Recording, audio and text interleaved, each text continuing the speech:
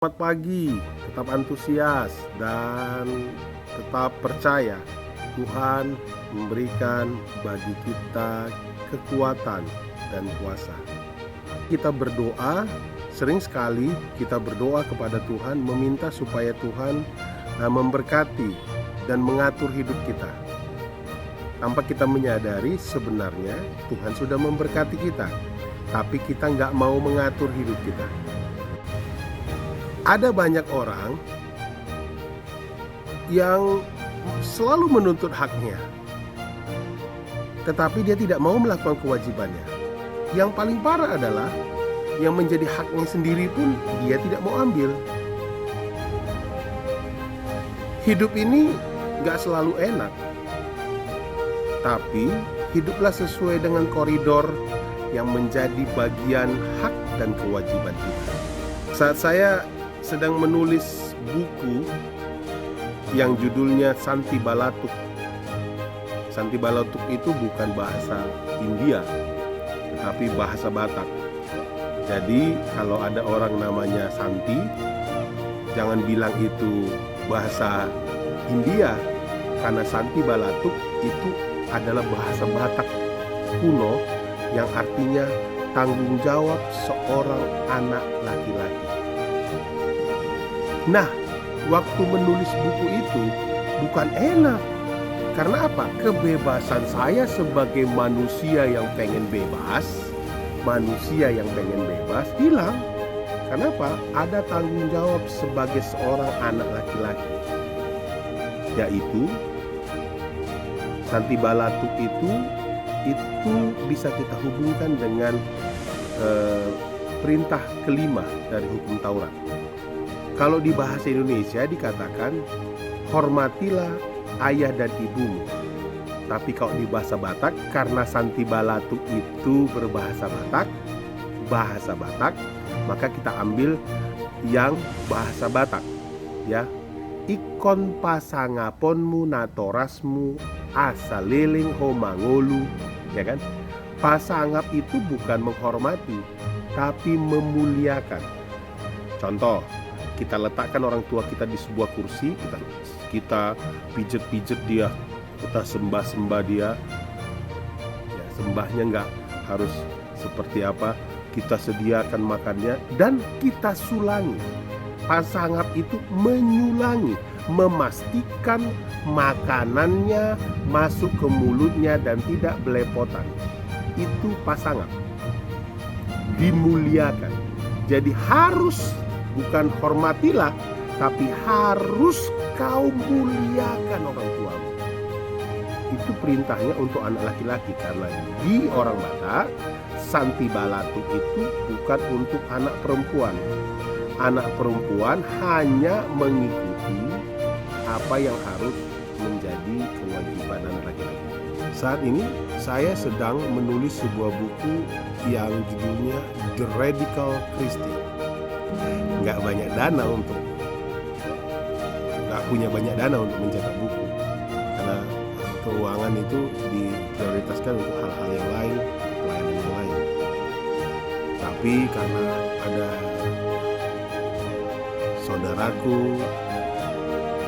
bisa dibilang anakku, Mardi Panjaitan, yang ngotot nanya terus, udah mana bukumu?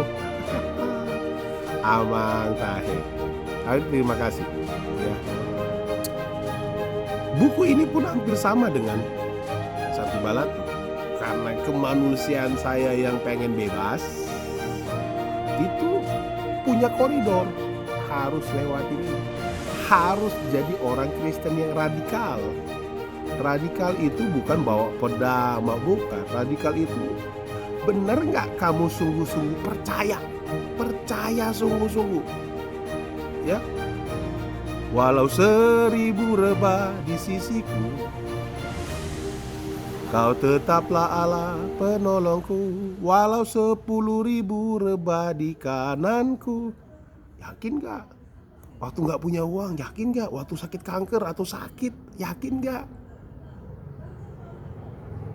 Iman itu bukan hanya bicara tentang keyakinan, tetapi apakah kita hidup dari firman Tuhan dan menghidupi koridor jalan yang ditetapkan Tuhan bagi kita. Hak dan kewajiban harus dilakukan.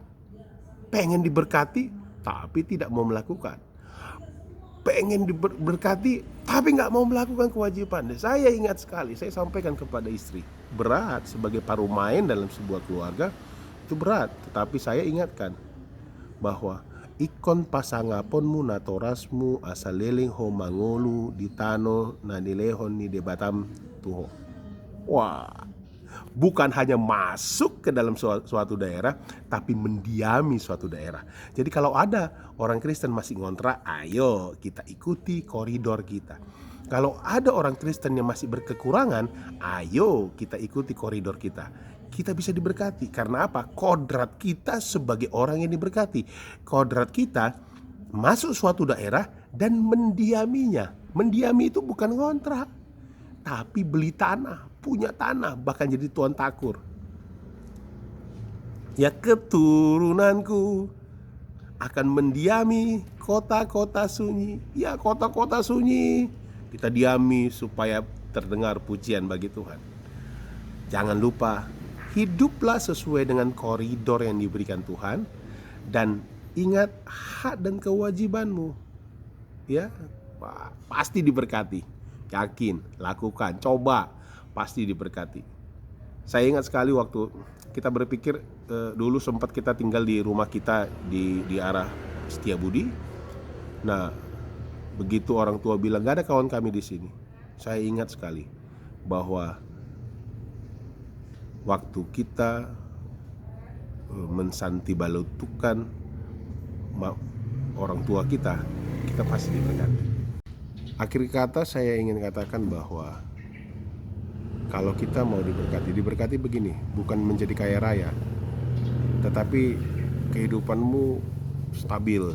Ya, diberkati itu hidupnya stabil, cukup makan, cukup kebutuhannya. Di saat orang banyak hutang, kau punya hutang, tapi kau bisa memanage hutangmu dengan baik.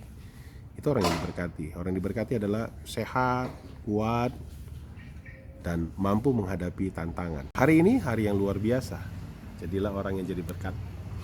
Ya saudara, saya berada di gedung yang menjadi mukjizat bagi kami. Gedung ini dulu lantai 1 dan sangat buruk. Waktu itu kita rame-rame 300 siswa berdoa bersama-sama.